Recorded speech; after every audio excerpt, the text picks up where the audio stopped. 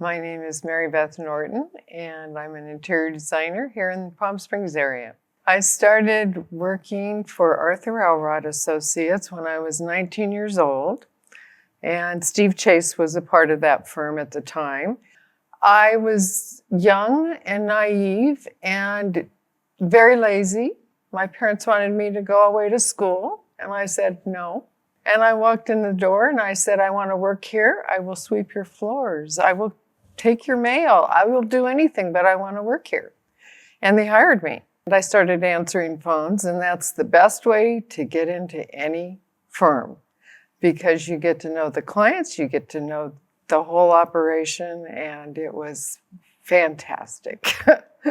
I was working there during the very tragic death of Arthur Elrod and his partner, William Reiser. Steve Chase and Hal Broderick took over the company, and I worked there a little bit longer, and then I left and moved to Newport Beach. Worked there for a couple of years for another design firm, and came back and resumed my same position at Steve Chase Associates. Steve started his own business in 1980, and I went on to work with him through probably about 25 years. It was in the 80s that Steve's career really took off. We were working all over the world.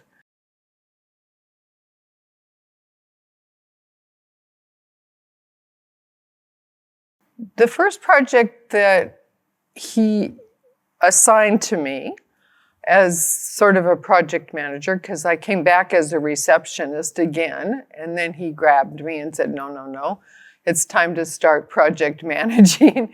And the first project he gave me was very interesting because it was for a single bachelor.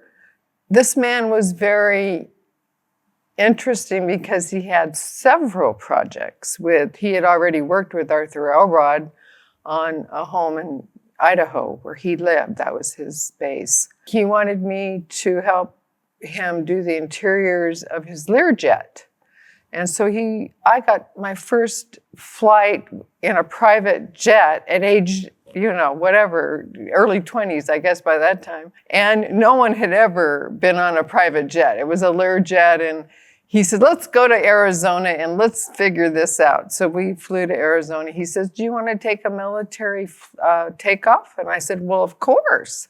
So we went straight up in the air, and it was very exciting. I got to work with him on his Learjet, on his condominium, and his doghouse, and his office. I mean, it went on and on and on. And that was my first experience with a client.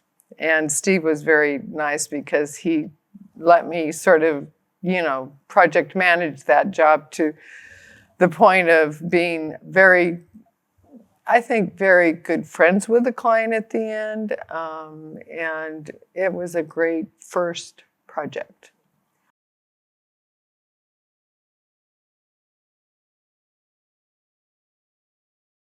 I worked on quite a few projects. One that stood out was when I was very young. I got to go to a project in Switzerland with him, and we flew over on the Concorde. This is I've talked about this story before, but Jackie Onassis was on the flight, and Malcolm Forbes, and Steve and I didn't get to sit together, and as it turned out, he sat next to Jackie Onassis. And I don't remember who it was, but someone got up in the middle of the flight on the Concorde, and it was like a test tube. It was only 2 seats, and leaned across Jackie Onassis and said to Steve Chase, excuse me, are you Steve Chase, that very, important interior designer?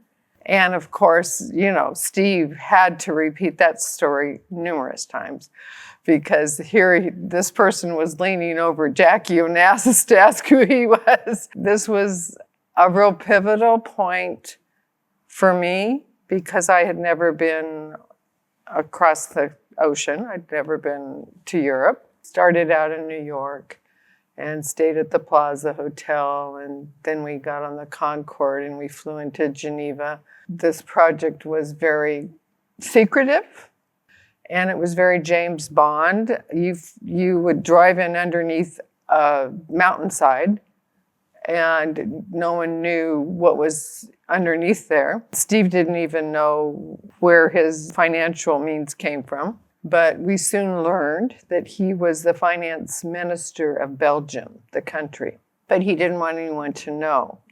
So he was doing this glass house, like a Philip Johnson house, out in the countryside of Switzerland.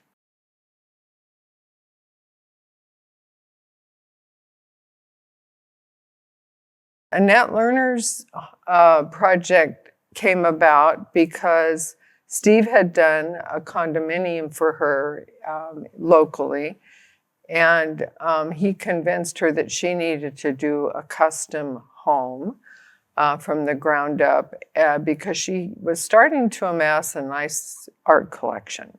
They got along very well, the two of them. They had the same taste in art, and it was a real collaboration. Steve worked with the architects that he preferred to work with here in the desert, Holden and Johnson.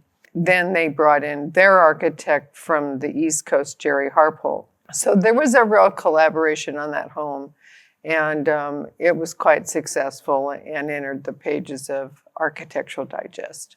The initial approach was to be very sensitive to her art collection, and Steve was very instrumental in guiding her to large canvases. She had a very large Helen Frankenthaler, very large Lichtenstein, Rosenquist. I mean, she had some really important art to consider at the onset of the project. Steve took a project from the blueprint stage forward, and I still do that. It's so important to marry the architecture and interior. So they started at that point working and layering and approaching each space with the intent of how it would function and how the art would be displayed.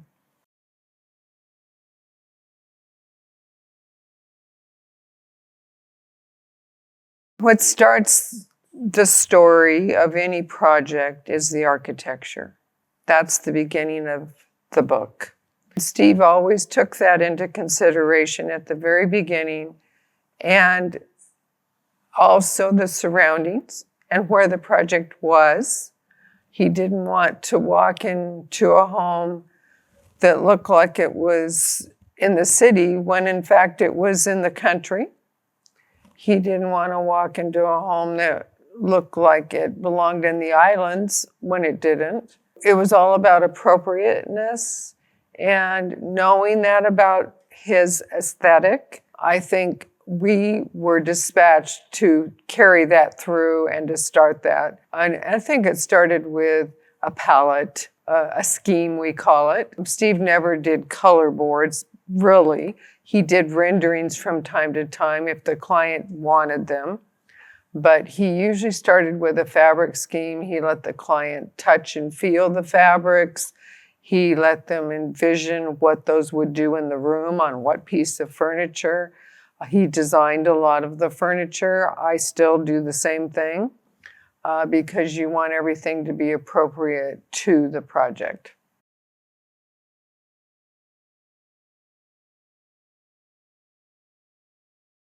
Steve was such a great teacher. He was a mentor. He ran a very tight business, and he demanded a lot. He would be very tough to work for in this climate right now.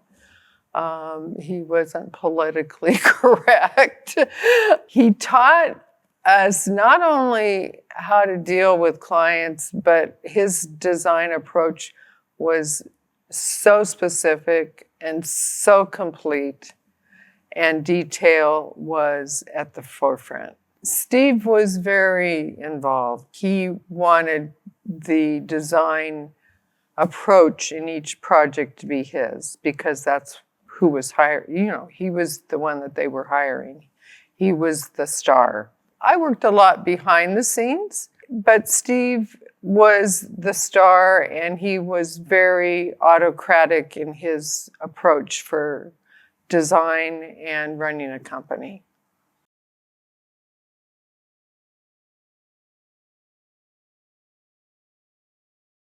Steve gave the company to 5 partners, and we were put into an arranged marriage. I don't know how else to explain it. We all stuck together for 8 years, but then started having our own feelings of going out separately.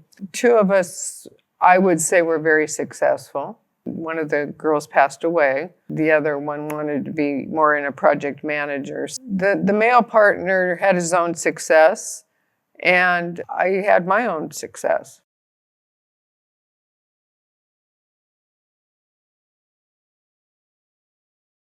My first project away from Steve was so exciting. It was amazing. I got to work on a 10,000 square foot penthouse apartment in Dallas, Texas at the mansion at Turtle Creek. My clients were not married, but were certainly in love and had planned to make this apartment their first home together. And we did the world tour. We flew to Paris, and we shopped all the wonderful antique shops in Paris. Then we flew to Florence, Rome, London. We spent probably 2.5 weeks in Europe. It was up to me to have representatives in all of these cities to take us around because I don't speak other languages. So they were our representatives, and we had so much fun. Couldn't believe it was a dream job. It was just an absolute dream job. The clients were very respectful of my input, and she was, the woman was the one that I worked with mainly, and she had her own class and her own ideas, and I loved working with her.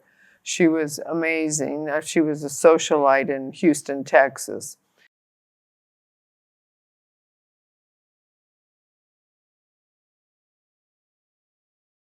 Women in our profession have in the past gone unnoticed. I always use one of my favorite architects, Julia Morgan, as a prime example of that.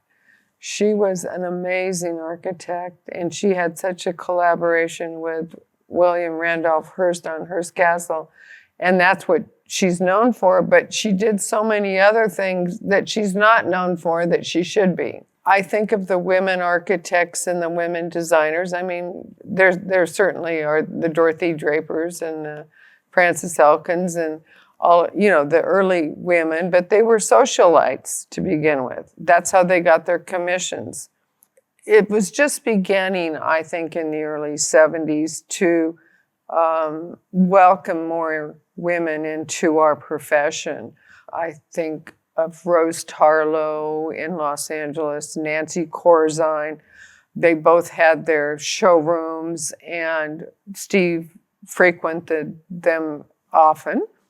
And there was Stephanie Penios and Renee Gregorius. They were partners, but they branched out from Rose Tarlow and started their own furniture line, and Stephanie Penio was a great designer. I'm just mentioning a few of the LA-based designers, and Barbara Berry came along. Now we have Kelly Wersler. When I think about it, all of those women were strong and focused women. You are in a man's world. You go out on construction sites, you have to gain the respect of the contractor and the subcontractors. You have to know about that field.